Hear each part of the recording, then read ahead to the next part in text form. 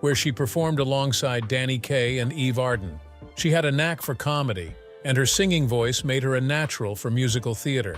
In the late 1940s, Vance moved to California hoping to break into film.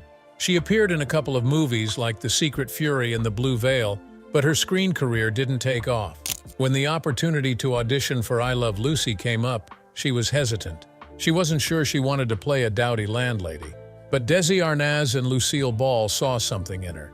She nailed the audition, and suddenly, Vivian Vance was Ethel Mertz. On screen, Fred and Ethel Mertz were the ultimate odd couple. Fred was miserly, grumpy, and sometimes downright rude, while Ethel was feisty and good-hearted, with just enough sass to keep Fred in check. Their chemistry was electric. They could fight one minute and team up for a hilarious scheme the next. Fans adored them. It was easy to believe they were an old married couple who had spent decades getting on each other's nerves. Off-screen, though, it was a different story. The tension between Frawley and Vance was immediate.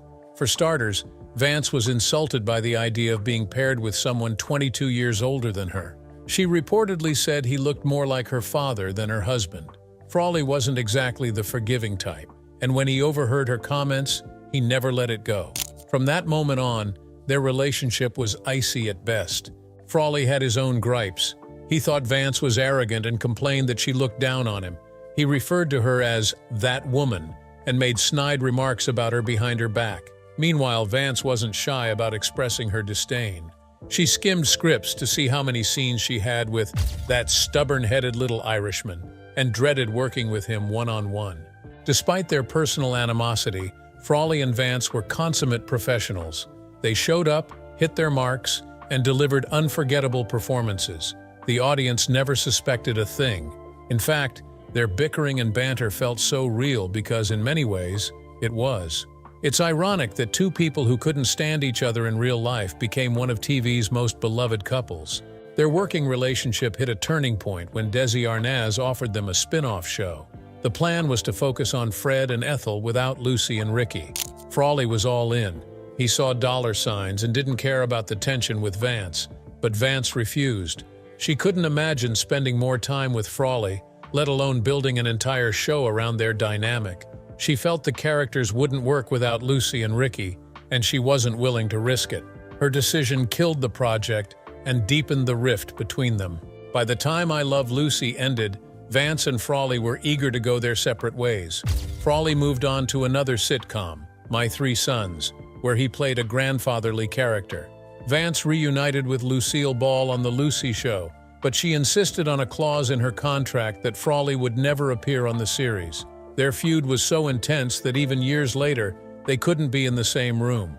Frawley and Vance had spent years working together, crafting one of TV's most beloved on-screen duos, but their personal disdain only grew more intense with time. By the time I Love Lucy wrapped, their hatred had reached its peak, and neither had any interest in pretending to tolerate the other any longer. Frawley, known for his gruffness and tendency to hold a grudge, carried his resentment of Vance wherever he went. Meanwhile, Vance wasn't exactly letting bygones be bygones either. On the set of his next show, My Three Sons, Frawley didn't shy away from expressing his feelings about his former co-star. Once, during a visit from a high-ranking military officer, someone asked him what Vance was really like. Without missing a beat, Frawley delivered his infamous insult, calling her a miserable C******T. It shocked everyone who heard it, but for those who knew him well, it was par for the course. Frawley wasn't one to mince words, and when it came to Vance, his bitterness knew no bounds. Frawley's ire wasn't without some history, of course. He had overheard Vance making disparaging comments about him on the set of I Love Lucy during their early years on the show. She had called him that old man and expressed disbelief that audiences could ever buy them as a married couple.